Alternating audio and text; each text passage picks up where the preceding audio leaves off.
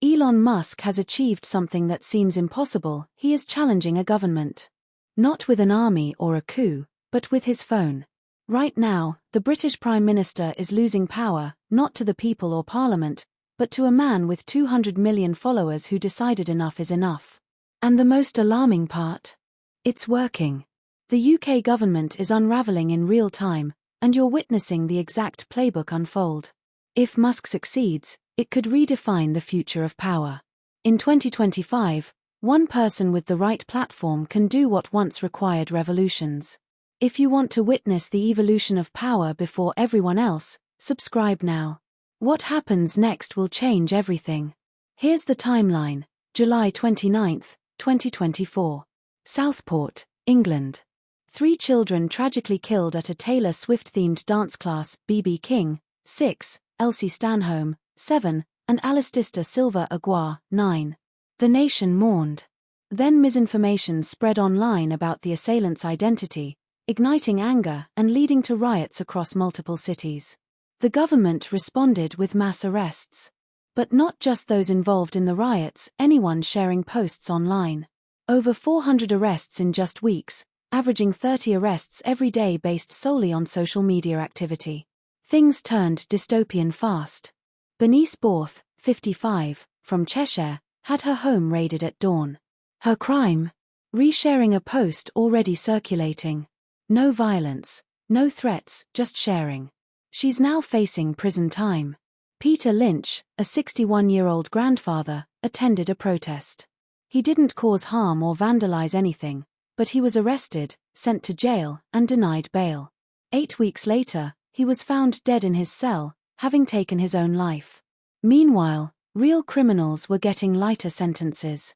A convicted child abuser got 18 months, while someone who posted "Don't come to Southport" on Facebook received 20 months. The disparity was staggering. That's when Elon Musk saw an opportunity to speak out. He called Britain a Soviet-style police state arresting citizens for their opinions while ignoring real crimes. The British government underestimated Musk's influence.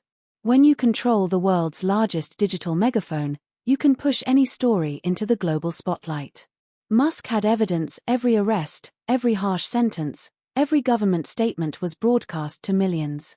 Suddenly, Britain's justice system had the world's attention, and it didn't look good. Musk didn't stop there. He highlighted something Britain had tried to suppress for years. Between 1997 and 2013, organised grooming gangs abused at least 1,400 children in Rotherham alone. Experts estimate up to 100,000 victims across multiple towns. The police, social workers, and local politicians all knew about it. Yet, for years, they did almost nothing. Why? They feared being labelled racist, and investigations were deemed too complex. Musk made the connection clear. Britain's Prime Minister, Keir Starmer, was complicit. As Director of Public Prosecutions from 2008 to 2013, he led the Crown Prosecution Service during the worst years of these scandals. Under his leadership, prosecutors dismissed victims as unreliable witnesses. Years later, when some cases were finally prosecuted, the victims' stories were confirmed to be true all along. Musk's post made this connection explosive. The media couldn't ignore it. Internationally, questions were raised about the scandal, and the British Prime Minister was forced into the spotlight. But Musk didn't just criticize, he went further. He moved into political warfare.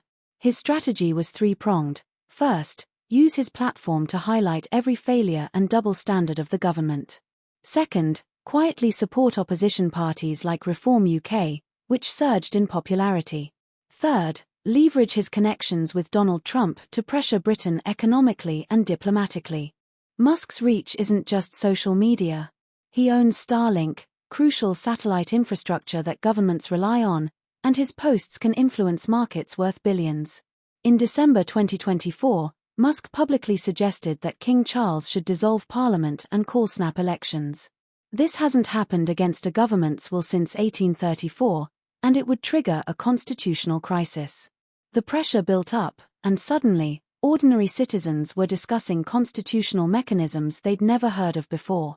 Musk's influence led to a surge in Reform UK's support, Starmer's approval ratings plummeted, and even Labour MPs began questioning the government's actions. The British government fought back, labelling Musk a foreign agent, a racist, a megalomaniac. But Musk responded with evidence, court documents, official records, case files. The government couldn't disprove him because the facts were indisputable. This is more than just British politics. It's a global test of power in the digital age. Can governments control the narrative when billionaires own the platforms? Can national sovereignty survive global digital pressure? Leaders worldwide are watching nervously. If Musk can destabilize a G7 government, who's next? We are witnessing a historic moment, a private citizen using social media to challenge a sovereign government and succeeding. The old power structures, state-controlled media and information, are collapsing. A single post now reaches 200 million people in an instant, and when evidence spreads faster than the government's spin, everything changes. The British government is learning a harsh lesson. They can't control the narrative anymore. They can't silence critics. They can't hide. As this crisis continues to unfold, one thing is clear: this isn't just about Elon Musk versus Keir Starmer. It's about the ability of citizens to speak freely without fear of imprisonment. It's about whether governments can stifle dissent in the digital age. Musk is just the loudest voice in a growing movement. Behind him are millions of people demanding accountability, exposing failures, and questioning authority. This is the beginning of a new kind of power, the power of exposure, of truth spreading faster than lies. And here's the question that should keep every politician awake at night: if a billionaire can hold a government accountable with his platform, can millions of citizens with smartphones do the same? This is the new digital reality. Do you think this is a revolutionary change or dangerous interference in democracy? Is this the rise of digital accountability or oligarchic control? Drop your thoughts in the comments. And if you want to follow this story as it develops, subscribe and stay tuned. The battle for Britain's future and for free speech is happening right now. And so is the battle for who holds power in the digital age.